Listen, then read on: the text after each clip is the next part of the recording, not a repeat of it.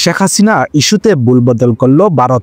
ভারতের বিশ্লেষকরা মনে করছেন বাংলাদেশের রাজনীতিতে শেখ হাসিনা ফিরে আসার কোনো সম্ভাবনা নেই বললেই চলে। শেখ হাসিনা ছাড়া তার পরিবারে কোনো নেতা তৈরি হয়নি এখনো।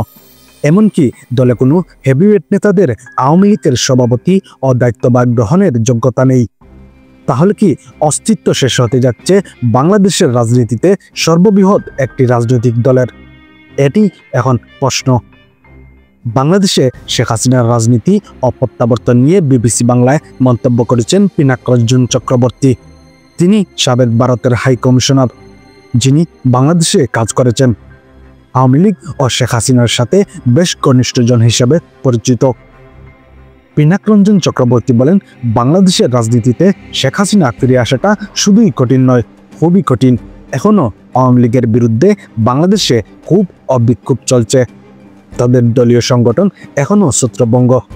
শেখ হাসিনার বয়স আজ থেকে 10 বছর কম হলে দেশে ফিরে দলের হাল ধরতেন, কিন্তু এই মুহূর্তে এটি প্রায় অসম্ভব মনে হচ্ছে। শেখ হাসিনার বর্তমান বয়স 77 বছর। ভারতের বিশ্লেষকরা মনে করছেন বাংলাদেশে আওয়ামী লীগের জনপ্রিয়তা যে পর্যায়ে তাদের আস্থা ফিরতে কমপক্ষে 10 বছর সময় লাগবে। তখন শেখ হাসিনার বয়স হবে 87 বছর।